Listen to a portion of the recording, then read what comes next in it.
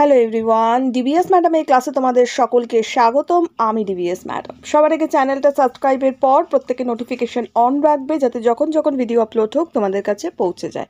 আলোচনার বিষয় ক্লাস 9 হিস্ট্রির আমরা চ্যাপ্টার 1 নিয়ে আলোচনা করছি, লাইন ভিত্তিক পড়াটা। সবার আগে বলি, লাইন ভিত্তিক পড়াটা কিন্তু ভীষণ ইম্পর্টেন্ট ভালো রেজাল্ট করার জন্য। এখন আমরা যে ক্লাসে আছি, আমরা বোর্ড দেবো কদিন পরে, তো লাইন ভিত্তিক পড়াটা পড়া থাকলে যে কোনো প্রশ্ন উত্তর এলে আমরা লিখতে পারবো। আর আমি যেভাবে পড়াবো, পড়াটাকে যদি ভালো করে ফলো করো, যে কোনো প্রশ্নের আনসার নিজেরাই করতে পারবে। ঠিক আছে, বড় প্রশ্ন এখান থেকে কি হতে পারে বা ছোট প্রশ্ন উত্তর, সেগুলো নিয়েও আমি আলোচনা করব। ওকে, এখন আর কথা বাড়াবো না, শুরু করা যাক। ভিডিওটা বেশির থেকে বেশি লাইক শেয়ার করো, যাতে তোমাদের ক্লাসের ভিডিওটা বেশি পাও।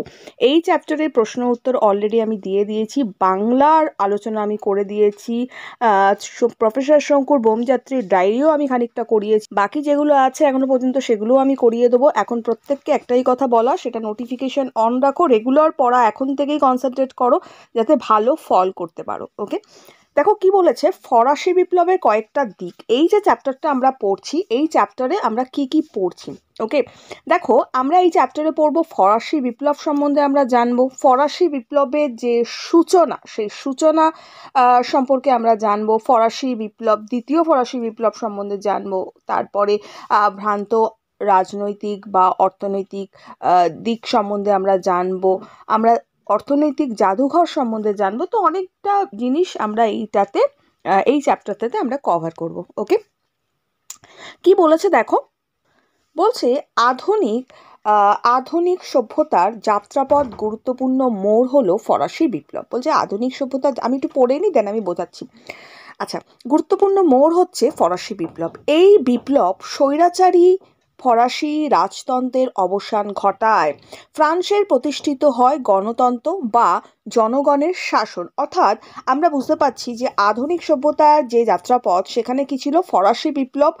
গুরুত্বপূর্ণ একটা মোড় কি ছিল, ফরাসি বিপ্লব। ঠিক আছে, এই যে বিপ্লবটা আছে, কি করেছে না, আমাদের রাজনৈতিক যে ক্ষমতাটা আগে চলতো, সেই জিনিসটার অবসান ঘটিয়ে একটা গণতন্ত্র মানে কি, যেখানে জনগণের কথাই শেষ কথা, যেখানে জনগণ যেটা বলে দেবে সেটাই। ওকে, আমরা যেমন আমাদের দেশ ভারতবর্ষ কি না, গণতান্ত্রিক শাসন, অর্থাৎ জনগণের কথাই শেষ কথা, আমরা ভোট দিয়ে তারপরে আমরা সরকার নির্বাচন করে থাকি। ওকে, বলছে এই বিপ্লবের মাধ্যমে স্বাধীনতা, সাম্য, মৈত্রী আদর্শ প্রচারিত হয়। ফরাসি বিপ্লবের আগে ফ্রান্স ছিল প্রকৃত অর্থেই এক রাজনৈতিক কারাগার ও ভ্রান্ত অর্থনৈতিক জাদুঘর। ভেরি ভেরি ভেরি ইম্পর্টেন্ট প্রশ্নটা পরীক্ষায় আসে। ওকে, কি বললাম আমরা জানলাম যে এই বিপ্লবে কি আছে, ভ্রান্ত রাজনৈতিক জাদুঘর, এটা আমি পরে ডিসকাশন করছি।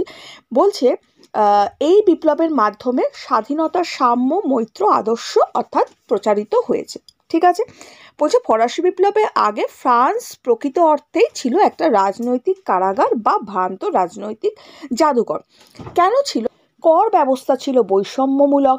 ফরাসি সমাজের কাঠামোর গরিষ্ঠ অংশ তৃতীয় সম্প্রদায় ছিল সবচেয়ে বেশি অবহেলিত এবং শোষিত। কোন সম্প্রদায়? তৃতীয় সম্প্রদায়।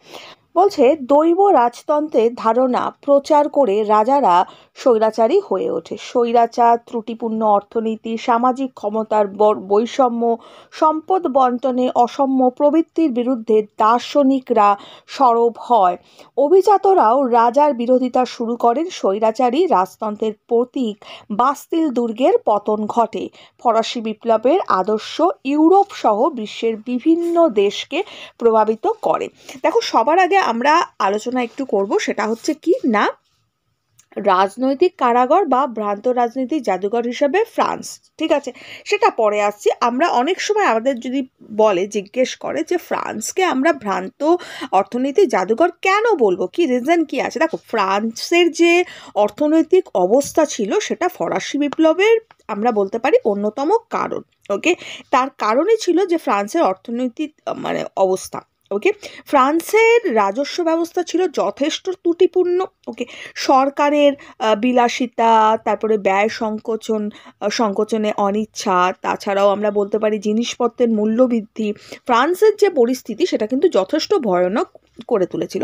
কারণ জিনিসের দাম বাড়ছে, স্বেচ্ছাচারিতা শুরু করেছে রাজারা, বিলাসিতা তাদের হয়ে উঠেছে, তারা তো সেসব কারণে ফ্রান্সের যে পরিস্থিতিটা যথেষ্ট ভয়ঙ্কর হয়ে উঠেছিল।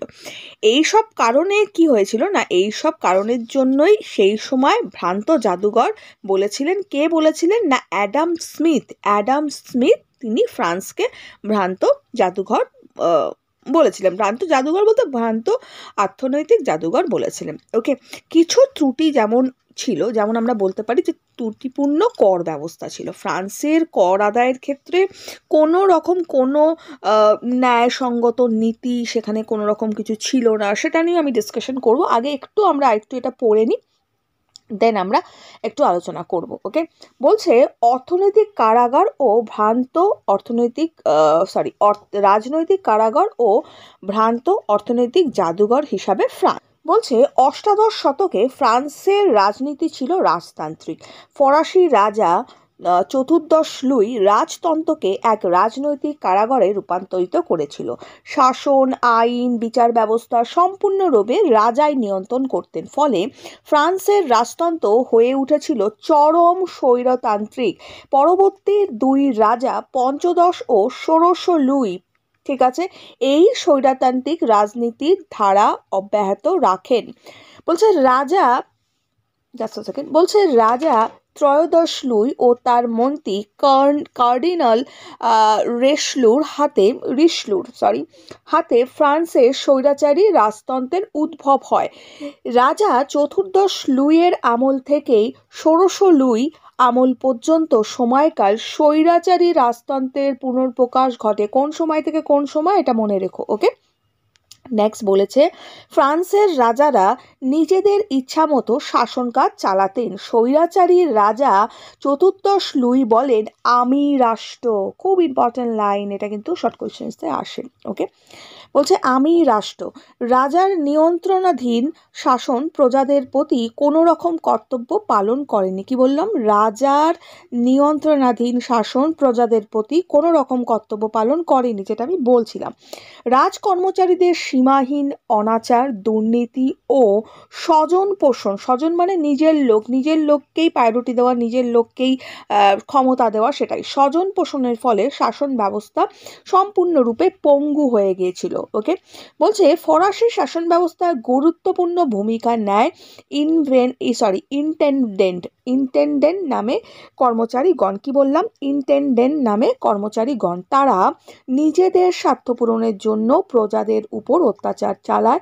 তাদের অর্থ আদায়কারী ভূমিকায় ক্ষুব্ধ হয়ে প্রজারা সাধারণত তাদেরকে অর্থলোলুপ নেকড়ে উপাধি দেয়। সবার আগে এর মধ্যে আমরা জানবো যে ইন্টেন্ডেন্টটা কি। ওকে, তারপরে আমরা আরও প্রশ্ন আলোচনা করব। এই বড় প্রশ্ন যেটা আলোচনা করছিলাম সেটা পরে বলছি, আগে ইন্টেন্ডেন্টটা কাদের বলা হয় বা কি সেটা আমরা জানবো। ইন্টেন্ডেন্ট বলতে আমরা বলতে পারি যে প্রাদেশিক শাসন ব্যবস্থার অন্যতম প্রধান স্তম্ভরূপে পরিচিত এক বিশেষ ক্ষমতাশালী রাজস্ব সংগ্রহক বলতে পারি কর্মচারী ছিল কে না ইন্টেন্ডেন্ট। ওকে, কবে না পূর্ব শাসনকালে। ওকে, পূর্ব শাসনকালে প্রাদেশিক শাসন ব্যবস্থার একটা অন্যতম স্তম্ভরূপে পরিচিত ছিল। এদের অনেকটা ক্ষমতা ছিল, ভীষণ ক্ষমতার অধিকারী ছিল, ঠিক আছে। তবে স্থানীয় যে বিচার ব্যবস্থার থেকে শুরু করে সাধারণ আমরা বলতে পারি যে কৃষি, শিল্প, বাণিজ্য, প্রশাসন, ঠিক আছে, সৈন্য সংগ্রহ সহ বিভিন্ন বিষয়ে তাদের কিন্তু নিয়ন্ত্রণ ছিল। ওকে, এতটাই তারা নিয়ন্ত্রণ করতো বা তারা যেভাবে কর আদায় করতো তাতে প্রজারা যথেষ্টভাবে ক্ষুব্ধ থাকতো এবং তারা যথেষ্টভাবে তাদেরকে বর্বরতার সঙ্গে আমরা বলতে পারি এইসব কাজগুলোকে তারা করতো। ওকে, সেই জন্য লেফেবর যিনি ছিলেন, তিনি বলেছিলেন যে নেকড়ে তুল্য এই কর্মচারীদের অত্যাচারে জনজীবন একেবারে বিপর্যস্ত হয়ে গেছিল। সেই জন্যই কি না সাধারণ যারা প্রজা ছিল তারা তাদেরকে কি বলতো, তারা অর্থের পিপাসু, অর্থাৎ তারা শুধু অর্থ চেনে, অর্থ বোঝে, আর অর্থলোলুপ নেকড়ে হিসাবে তাদেরকে উপাধি দিয়েছিল। ওকে, তাহলে বোঝা গেল ব্যাপারটা যে এই যে ইন্টেন্ডেন্ট কারা ছিল, তারা ছিল পূর্ব শাসনকালে প্রাদেশিক শাসন ব্যবস্থার অন্যতম প্রধান এক স্তম্ভ রূপে পরিচিত এক বিশেষ ক্ষমতাশালী রাজস্ব সংগ্রাহক কর্মচারী। ওকে, বোঝা গেল সিম্পলি কথায় তারা ক্ষমতাশালী রাজস্ব সংগ্রাহক কর্মচারী, এদেরকে ইন্টেন্ডেন্ট বলা হতো। ওকে, এবার দেখো কি বলেছে, বলেছে ফ্রান্সের আইনবিধি ছিল জটিল ত্রুটিপূর্ণ। সারা দেশ এই একই রকম আইনবিধি প্রচলন ছিল, কোথাও জার্মান কোথাও রোমান আইন ছিল। এদের এইভাবে ফ্রান্সে প্রায় 400 রকমের আইন চালু ছিল। কত রকমের? 400 রকমের। ওকে, আচ্ছা, রাজা ছিলেন লোক্স রেকস অর্থাৎ সাক্ষাৎ আইন। লোক্স রেকস অর্থাৎ সাক্ষাৎ আইন। পঞ্চদশ লুই ঘোষণা করেন প্রজাদের শাসন করার প্রয়োজনীয় আইনগুলি স্বাধীনভাবে প্রণয়নের ক্ষমতা রয়েছে একমাত্র রাজার। অনেক সময় রাজার আদেশ ও অনুশাসন আইন হিসাবে গণ্য হতো। দাম্ভিক রাজা ষোড়শ লুই নিজের ইচ্ছেকেই আইন বলে ঘোষণা করেছিলেন। ওকে, এবার আমি বাকি পড়া যাওয়ার আগে একটু তোমাদের সঙ্গে আলোচনা করব। সেটা কি না, সেটা আমি আলোচনা করব হচ্ছে ফ্রান্সকে ভ্রান্ত অর্থনৈতিক জাদুঘর কেন বলা হয়েছে। ওকে, আমি একটু আগেই তোমাদেরকে কি ডিসকাশন করেছিলাম, কি বলেছিলাম না, ফ্রান্সের অর্থনৈতিক অবস্থা ফরাসি বিপ্লবের অন্যতম প্রধান কারণ ছিল। ওকে, ফ্রান্স কি ছিল? ফ্রান্সের রাজস্ব ব্যবস্থা যথেষ্ট ত্রুটিপূর্ণ ছিল। সেখানকার যে সরকারের যে আমরা বলতে পারি বিলাসিতা বা তাদের ব্যয় সংকোচনে অনিচ্ছা বা জিনিসপত্রের মূল্যবৃদ্ধি, এটা ফ্রান্সের যে পরিস্থিতি ছিল সেই পরিস্থিতিকে যথেষ্ট ভয়ঙ্কর করে তুলেছিল। আর এই সব কারণের জন্যই কি বলেছিল স্মিথ বলেছিলেন, বা অ্যাডাম স্মিথ আমরা বলতে পারি, বলেছিলেন যে তৎকালীন ফ্রান্সকে ভ্রান্ত অর্থনীতির জাদুকর বলেছিলেন। এটা আমি তোমাদের বলেছি। ওকে, দেখো কিছু কারণ আমরা এখানে ডিসকাশন করব। যেমন ধরো ফ্রান্সের যে কর ব্যবস্থা সেটা যথেষ্ট ত্রুটিপূর্ণ ছিল। ওকে, আমরা বলতে পারি ত্রুটিপূর্ণ কর ব্যবস্থা। ফ্রান্সের কর আদায়ের ক্ষেত্রে কোনো ন্যায়গত নীতি সেখানে কিন্তু পালন করা হতো না। যেমন অভিজাত যাজকরা ছিল ফ্রান্সের বেশিরভাগ জমির মালিক, তাদের হাতেই সমস্ত মালিকানা বেশিরভাগটাই থাকতো কিন্তু, এবং তারা যথেষ্ট সুযোগ সুবিধা নিত বা পেত। ওকে, অথচ তারা কর দিতেন সরকারের আয়ের মাত্র 4%। কি বললাম? তারা কর কত দিত না? 4%, অর্থাৎ সরকারের আয়ের 4% তারা কিন্তু কর দিতেন। এদিকে আবার কি হতো না, মোট রাজস্বের 96% যে কৃষকরা ছিল, যারা একদম দরিদ্র কৃষক আমরা বলতে পারি, তাদেরকে কিন্তু দিতে হতো। এবার ফ্রান্সের রাজাদের যে বেহিসাবি অর্থ ব্যয়ের ফলে ফ্রান্সের অবস্থা কিন্তু যথেষ্ট শোচনীয় হয়ে পড়েছিল। চতুর্দশ লুই আর পঞ্চদশ লুইয়ের আমলে বিভিন্ন যুদ্ধে যোগদানের ফলে ফ্রান্সে প্রচুর পরিমাণে টাকা পয়সার খরচা হয়েছিল, বা আমরা বলতে পারি অর্থের ব্যয় হয়েছিল, যা ফরাসি রাজনীতিকে কিন্তু যথেষ্ট পরিমাণে দুর্বল করে দিয়েছিল। আমি যে কথাগুলো বলছি খুব ভালো করে শোনো, এগুলো সুন্দর করে কিন্তু নিজেদের মতো করে লিখবে। তো এই সব কারণগুলোর জন্য কি হয়েছিল না, পূর্ব ফ্রান্সের যে রাজকোষ, সেই রাজকোষে যথেষ্ট সংকট দেখা দিয়েছিল। এই ষোড়শ লুইয়ের আমলে তার যে অর্থমন্ত্রী ছিল, অর্থমন্ত্রী লাইক আমরা বলতে পারি তুর্গো, নেকার, এরা যে অর্থমন্ত্রী ছিল, সেই অর্থমন্ত্রী অভিজাতদের বিরোধিতায় আর্থিক সমস্যা সমাধানের একটি সঠিক যে আমরা বলতে পারি যে সঠিকভাবে যে করতে পারা, সেইটা কিন্তু তারা করতে পারেননি। ওকে, যার ফলে কি হয়েছিল না, অর্থনৈতিক সংকটের সৃষ্টি হয়েছিল। রাজকোষ প্রায় শূন্যে পরিণত হয়েছিল, অর্থাৎ রাজকোষে তখন কোনো রকম কোনো টাকা পয়সা ছিল না। ওকে, জনসংখ্যা বৃদ্ধি, মুদ্রাস্ফীতি, এইসবের ফলে কি হয়েছিল, প্রাক বিপ্লব পূর্বে যে ফ্রান্সের অর্থনৈতিক সংকট সেটা কিন্তু যথেষ্ট মাত্রায় বেড়ে গিয়েছিল।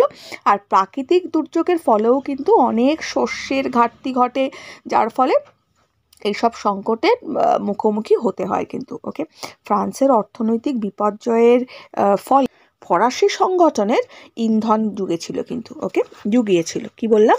ফ্রান্সের এই অর্থনৈতিক বিপর্যয়ের ফলে কি হয়েছিল, ফরাসি বিপ্লব সংগঠনের ইন্ধন জুগেছিল। তো আমরা এইভাবে সুন্দর করে ফ্রান্সের ভ্রান্ত রাজনীতি জাদুঘর বলা হয় কেন, আমরা এটাকে সুন্দর করে তখন বলতে পারবো। ওকে, ক্লিয়ার?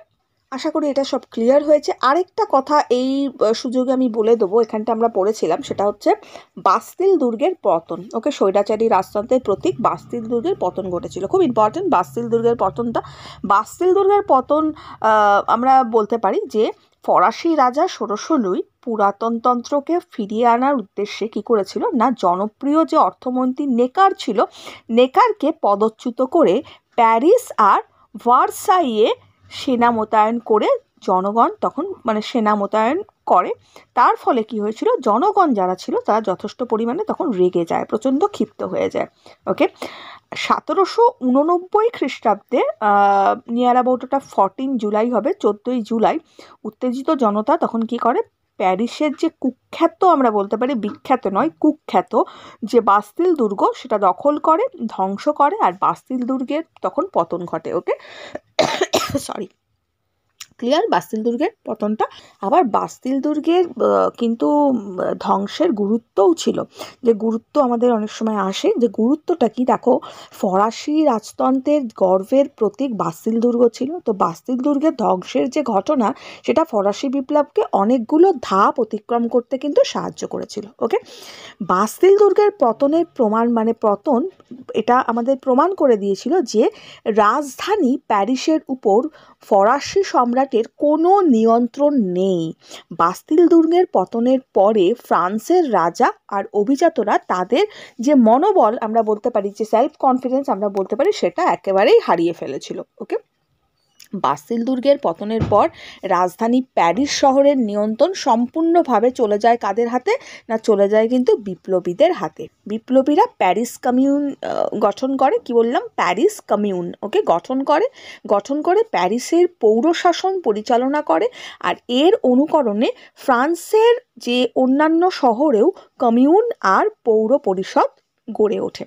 ওকে, আরেকবার বলছি, বিপ্লবীরা কি করে না প্যারিস কমিউন গঠন করে আর প্যারিসের পৌরশাসন পরিচালনা করে, এর অনুকরণে ফ্রান্সের অন্যান্য শহরেও কি হয়েছিল, কমিউন আর পৌর পরিষদ গড়ে ওঠে। ওকে, আমি যখন বড় প্রশ্ন লেখাবো, এর আগেও লিখিয়েছি আমি অলরেডি, অনেকগুলো প্রশ্নই তোমাদের দিয়েছি দেখবে, এছাড়াও যখন প্রশ্ন আমি লেখাবো আমি অলরেডি এগুলো আরও ডিটেলসে তোমাদের আনসার দেবো।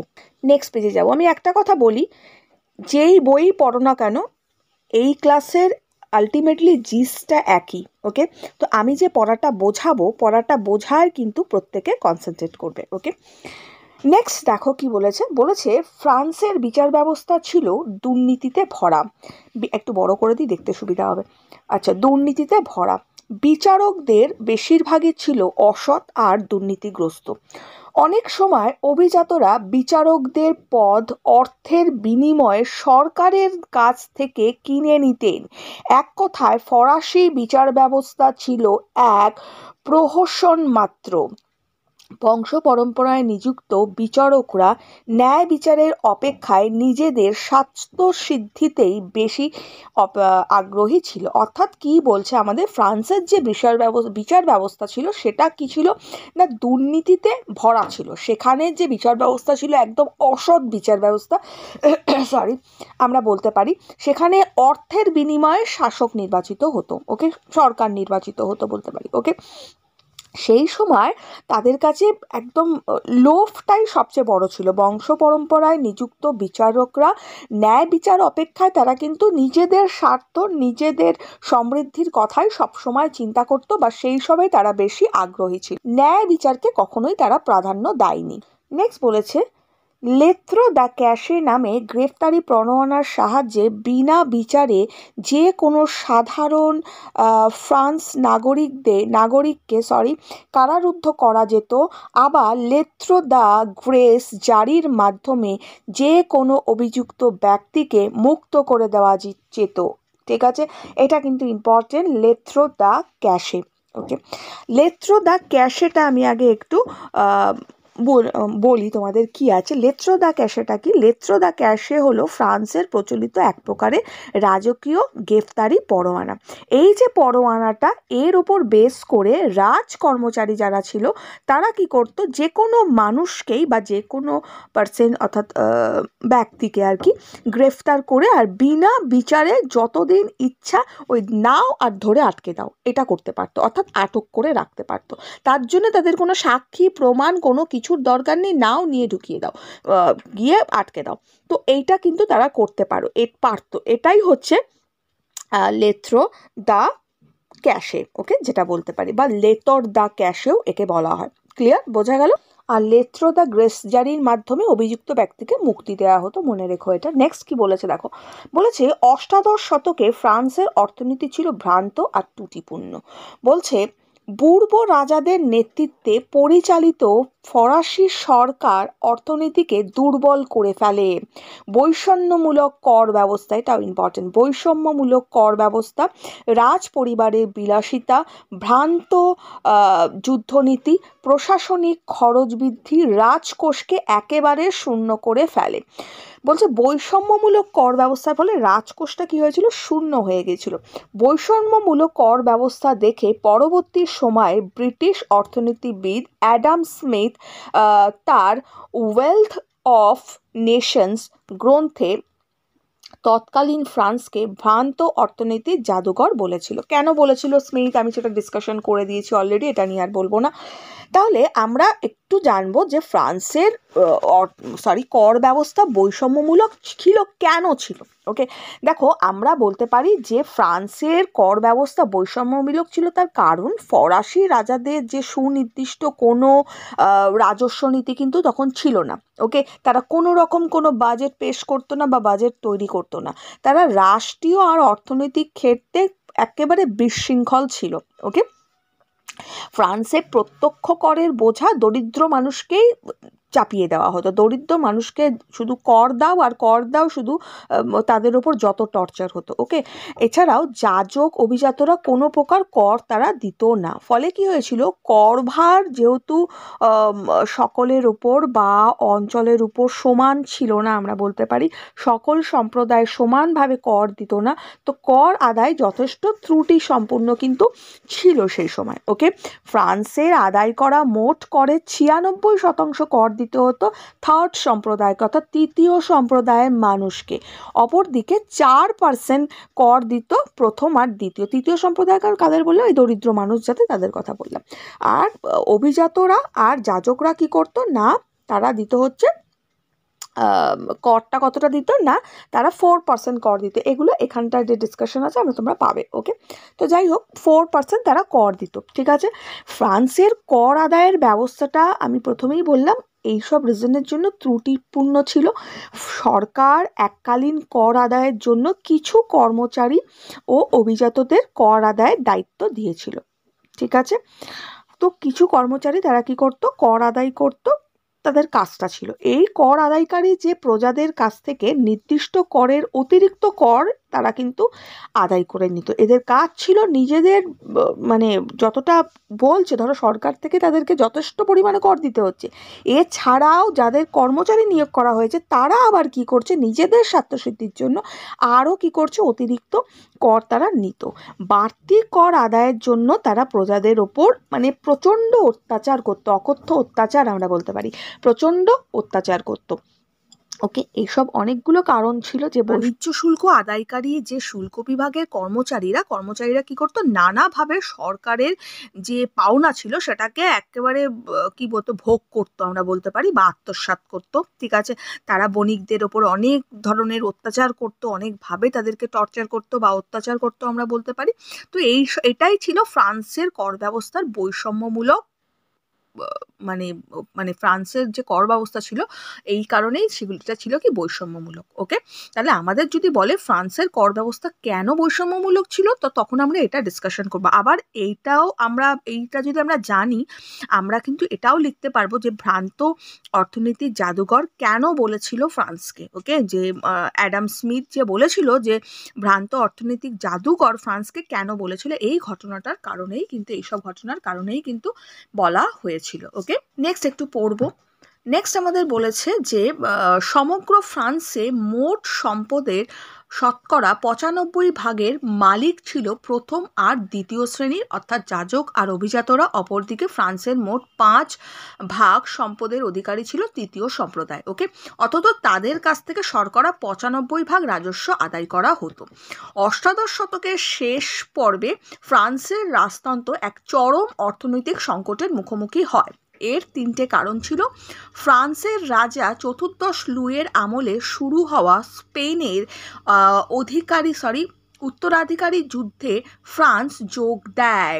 রাজা পঞ্চদশ লুই এর আমলে ফ্রান্স আর অস্ট্রেলিয়ার উত্তরাধিকারী যুদ্ধে এবং বর্ষব্যাপী যুদ্ধে অংশ নেয়। পরে ষোড়শ লুইয়ের আমলে ইংল্যান্ডে জব্দ করার লক্ষ্যে ফ্রান্স আমেরিকার স্বাধীনতা যুদ্ধে অংশগ্রহণ করে। এই 4টি যুদ্ধে ফ্রান্সের 400 কোটি লিভার অর্থ খরচা হয়। মুদ্রাস্ফীতির জেরে প্রশাসনিক খাতে খরচ বেড়ে যায়। এছাড়া জনকল্যাণমূলক কাজকর্মের প্রয়োজনে অতিরিক্ত অর্থ খরচ হয়। স্বাস্থ্য ও জনসেবায় খরচ বহন বাড়ে। রাজসভায় বহু কর্মচারী মাত্র 3 মাস কাজ করে সারা বছর বেতন নিত। ওকে, এভাবে প্রশাসনিক খরচ বেড়ে যাওয়ায় আর্থিক সংকট দেখা দেয়। বিভিন্ন কারণে যে আর্থিক সংকট ডিসকাশন করলাম সেটাই বলছে। ফরাসি রাজাদের মধ্যে চতুর্দশ, পঞ্চদশ, ষোড়শ লুই বিলাসিতা প্রবাদে পরিণত হয় থেকে উঠেছিল বিলাস বাসনের ইন্দ্রখনি। রাজা ষোড়শ লুইয়ের স্ত্রী মারি আতোয়ানাতের 500 জন নিজস্ব সহচরী ছিল। ওকে, অষ্টাদশ শতকের শেষ দিকে রাজা ষোড়শ লুই এক চরম অর্থনৈতিক সংকটে পড়েন। তার আয়ের চেয়ে ব্যয় ছিল বেশি। অন্যদিকে প্রাকৃতিক দুর্যোগ, শস্যহানি ঘটে, জিনিসপত্রের দাম বেড়ে আকাশছোঁয়া হয়। ফলে সাধারণ মানুষের দুঃখ দুর্দশার অন্ত ছিল না। অর্থাৎ আমরা বুঝতে পারছি যে এই সময় কিন্তু যে গরিব মানুষের ওপর অর্থাৎ তৃতীয় সম্প্রদায়ের ওপর যথেষ্ট পরিমাণে অত্যাচার হতো। সেখানে রাজারা বা তাদের যে স্ত্রীরা যথেষ্ট ভোগ বিলাসের সঙ্গে তারা জীবনযাপন করতো। তারা যথেষ্ট আমোদ প্রমোদেই থাকতো আমরা বলতে পারি। ফরাসি বিপ্লবের যে পূর্বে ফ্রান্সের যে সমাজ ছিল সেই সমাজটা কিন্তু সাধারণত 3টে ভাগে বিভক্ত ছিল। কী ভাগ ছিল একটু বুঝে নাও। সেটা হচ্ছে প্রথম সম্প্রদায়, দ্বিতীয় সম্প্রদায় আর হচ্ছে তৃতীয় সম্প্রদায় আমরা বলতে পারি। ওকে, এবার দেখো প্রথম সম্প্রদায় কারা ছিল? যে ফরাসি বিপ্লবের পূর্বে সমাজের যে যাজকরা ছিল তারা পড়তো কি না প্রথম সম্প্রদায়ের মধ্যে তারা কিন্তু পড়তো। 1789 খ্রিস্টাব্দে যাদবদের সংখ্যা ছিল মোটামুটি 1,20,000 মতো। এবার ফ্রান্সের যে মোট জনসংখ্যা তার 1% কম হয়েও যাজকরা কী করতো না, যাজকরা সমাজের যথেষ্ট প্রভাবশালী ছিল, সমস্ত ক্ষমতার অধিকারী তারা কিন্তু ছিল। তারা ছিলেন আমরা বলতে পারি আইনের ঊর্ধ্বে, তাদের ওপর কিছু নেই। ওকে, তাদের কোনো রকম কোনো কর দিতে হতো না। নেক্সট আমরা এখানে জানলাম দ্বিতীয় সম্প্রদায় সম্বন্ধে। দ্বিতীয় সম্প্রদায় কারা ছিল না, ফরাসি বিপ্লবের পূর্বে ফ্রান্সের সমাজের অভিজাতরা ছিল হচ্ছে দ্বিতীয় সম্প্রদায়। ওকে, 1789 খ্রিস্টাব্দে অভিজাতদের সংখ্যা তখন ছিল মোটামুটি আমরা বলতে পারি 3,50,000 মতো, 3 লাখ। আর যাজক কত বললাম? 1,20,000। আর এটা ছিল কত, অভিজাত কত ছিল না 3,50,000 মতো। ওকে, 3,50,000। ঠিক আছে, ফ্রান্সের মোট জনসংখ্যার এরা ছিল 1.5%। ঠিক আছে, এদের হাতে ফ্রান্সের যে মোট কৃষি জমির 20 থেকে 25% থাকলেও তাদের কোনো ভূমিকর দিতে হতো না। কি বললাম? এদের হাতে ফ্রান্সের মোট কৃষি জমির 25% মতো বা 20 to 25% আমরা বলতে পারি যে থাকলেও তাদের কিন্তু কোনো রকম কোনো কর দিতে হতো না। অর্থাৎ যে জমি কর বা ভূমি কর দিতে কিন্তু তাদেরকে হতো না। ওকে, উপরন্তু তারা কি করতো? প্রজাদের কাছ থেকে বিভিন্ন কারণে বিভিন্ন অজুহাত দিয়ে কর আদায় করতো। আর থার্ড সম্প্রদায় তোমাদের একটু আগেই বললাম যে থার্ড সম্প্রদায় যারা ছিল তারা কারা ছিল না, ফরাসি বিপ্লবের পূর্বে সমাজের যে তৃতীয় সম্প্রদায় বা থার্ড সম্প্রদায়, থার্ড এস্টেট যেটা বলা হয়, বলতে বোঝানো হতো এই যে অভিজাত আর যে যাজক ছিল এরা ছাড়া বাকি যত গরিব মানুষ ছিল তাদের অর্থাৎ সাধারণ প্রজা ছিল তাদেরকে আমরা বলতে পারি। ওকে, অর্থাৎ যাজক আর অভিজাত ছাড়া বাকি যারা ছিল তারা থার্ড সম্প্রদায়ের মধ্যে পড়তো, তৃতীয় সম্প্রদায়ের মধ্যে পড়তো। ওকে, এদের মধ্যে মধ্যবিত্তরা থাকবে, কৃষকরা ছিল, শ্রমিকরা ছিল, দোকানদাররা, ব্যবসায়ীরা, বুদ্ধিজীবীরা, ইভেন তারাও থার্ড সম্প্রদায়ের মধ্যে তাদেরকে ফেলে রেখেছিল। বোঝো, এই যে থার্ড এস্টেট জনসংখ্যা ছিল, এই জনসংখ্যা এদের ছিল বেশিটাই, সবচেয়ে বেশি। কারণ সমাজের 2% দুটো শ্রেণী বাদে, দুটো শ্রেণীর মধ্যে কে কে ছিল? এক হচ্ছে যাজক, দ্বিতীয় হচ্ছে অভিজাত। তো এই দুজন বাদে বাকি পুরো 97%-এর বেশি জনসংখ্যাই ছিল কিন্তু এই থার্ড সম্প্রদায় অর্থাৎ তৃতীয় সম্প্রদায়ের মধ্যে পড়তো, অথচ অত্যাচার তাদেরকেই বেশি সহ্য করতে হতো, কর তাদেরকেই দিতে হতো, যত রকম জোর জুলুম তাদের ওপরই ছিল, রাষ্ট্রের প্রায় সমস্ত করই তাদেরকে দিতে হতো, ঠিক আছে, কিন্তু রাষ্ট্রের কাছ থেকে তারা কোনো রকম কোনো সুযোগ সুবিধা পেত না।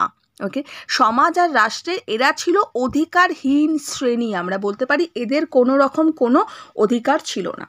তো আমি আজকে তোমাদের সঙ্গে এতটাই ডিসকাশন করলাম, এই 2 পেজ ডিসকাশন করলাম, কারণ আমি ডিসকাশন হড়বড় করে করি না, আমি ডিসকাশন একটু বুঝিয়ে বুঝিয়ে করি, যাতে তোমাদের যখন পড়াটা হবে তোমরা বুঝতে পারো, জিনিসটা নিজেদের মতো লিখতে পারো। এখন আমি কিছু ছোট প্রশ্ন দিচ্ছি, অলরেডি অনেক ছোট প্রশ্ন দিয়েছি আমি, সেগুলো তোমরা অবশ্যই পড়ো তোমাদের প্লেলিস্টটা ওপেন করে। ওকে, এখন আমি কিছু একদম এমসিকিউর প্রশ্ন দিচ্ছি, এগুলো একটু ভালো করে ফলো করবে। দেখো, আমরা কিছু শর্ট কোয়েশ্চেন্স নিয়েছি, এর আগে অলরেডি কিন্তু আমি 1 নম্বরে প্রশ্ন করিয়েছি, সেগুলো দেখো। যাই হোক, সবার প্রথমে বলছে টেইলি হলো ড্যাশ, আয়কর নাকি ধর্মকর নাকি ভূমিকর নাকি উৎপাদন কর। তাহলে টেইলিটা কি ছিল না, আমরা জানি টেইলি হচ্ছে ভূমিকর, আমরা কি লিখবো আনসার লিখবো ভূমিকর। ওকে, এখানটা ভূমিকর লিখে দেবে, আমার এখানে লেখা খুবই অসুবিধা, আমি দাগ দিয়ে দিচ্ছি, ঠিক আছে, তো আমরা লিখবো ভূমিকর। নেক্সট পরেরটা বলেছে করভি হলো, এটা আমাকে অপশান দিয়েছে লবণ কর নাকি বেগার প্রথা নাকি মহামারী নাকি সম্পত্তি কর। তাহলে আমরা জানি যে করভি যেটা ছিল, করভি কি ছিল না বেগার প্রথা ছিল, সো আমরা লিখব বেগার প্রথা। নেক্সট পরের প্রশ্ন বলছে ক্যাপিটেশন হলো উৎপাদন কর, লবণ কর, আয় কর নাকি ধর্মকর। ক্যাপিটেশন ছিল হচ্ছে উৎপাদন কর, তো আমরা লিখবো হচ্ছে উৎপাদন কর। ওকে, নেক্সট পরের প্রশ্ন ফ্রান্সের একটি প্রত্যক্ষ কর হলো, প্রত্যক্ষ কর কি ছিল, প্রত্যেকে কমেন্টস করো দেখি কেমন পারো। ফ্রান্সের একটা প্রত্যক্ষ কর ছিল কি, আমাকে অপশান দিয়েছে টেইলি, করভি, আচ্ছা গ্যাবেল নাকি অ্যাসাইনেট। এটা আমরা করব হচ্ছে টেইলি, আমরা করব টেইলি হলো। নেক্সট পরেরটায় আমরা চলে যাব। পরের প্রশ্ন বলছে ভিংটিএমে হলো আয়কর, লবণ কর, শ্রম কর নাকি ভূমিকর। তাহলে ভিংটিএমে হলো একটা আয়কর, আমরা লিখব হচ্ছে আয়কর। ক্লিয়ার? নেক্সট প্রশ্ন বলেছে ফ্রান্সের দ্বিতীয় সম্প্রদায় ছিল, আচ্ছা ফ্রান্সের দ্বিতীয় সম্প্রদায় ছিল কি না শাকুলথরা, অভিজাতরা, বুড়ো, এটা হচ্ছে বুজোয়া হবে, ওকে বুর্জোয়া অ্যাকচুয়ালি এটা, ঠিক আছে, বয়স্য জয়রে প্রকার হবে। তো যাই হোক, বুর্জোয়ারা নাকি যাজকরা। তাহলে আমাদের প্রশ্ন ছিল ফ্রান্সের দ্বিতীয় সম্প্রদায়, তাই তো, তাহলে ফ্রান্সের যে দ্বিতীয় সম্প্রদায় ছিল এটা কারা ছিল না অভিজাতরা ছিল, তো আমরা লিখবো হচ্ছে অভিজাতরা। ওকে, নেক্সট জাস্ট আ সেকেন্ড, আনসারটা দিয়ে দিই, অভিজাতরা। নেক্সট পরেরটা বলেছে গ্যাবেলা হলো ধর্মকর, পথকর, লবণকর নাকি জলকর। গ্যাবেলাটা ছিল আমাদের লবণকর, আমরা আনসার লিখব লবণকর। নেক্সট পরেরটা বলেছে ফরাসি সমাজে অধিকারহীন শ্রেণী ছিল ফরাসিরা, বুর্জোয়ারা, যাজকরা নাকি অভিজাতরা। এটা আমরা লিখব হচ্ছে বুর্জোয়ারা ছিল, জাস্ট আ সেকেন্ড, এটা আনসার হবে বুর্জোয়ারা ছিল হচ্ছে অধিকারহীন শ্রেণী। নেক্সট পরের প্রশ্নে চলে যাব। পরের প্রশ্ন ছিল কাদিত, ওকে, কাদিত গ্রন্থের রচয়িতা মন্তেস্কু, রুশো, ভলতেয়ার নাকি অ্যাডাম স্মিথ। এটা হবে হচ্ছে জাস্ট আ সেকেন্ড ভলতেয়ার। নেক্সট পরেরটা বলেছে ফরাসি বিপ্লবের জনক বলা হতো পঞ্চদশ লুইকে, ষোড়শ লুইকে, অ্যাডাম স্মিথকে নাকি রুশোকে। তাহলে এটা রুশোকে করব, এটা হবে রুশোকে। ক্লিয়ার? তাহলে এই যে প্রশ্নগুলো দিলাম ইম্পর্টেন্ট, এগুলো ভালো করে পড়ো। দেখা হচ্ছে তোমাদের সঙ্গে নেক্সট ভিডিওতে। Like share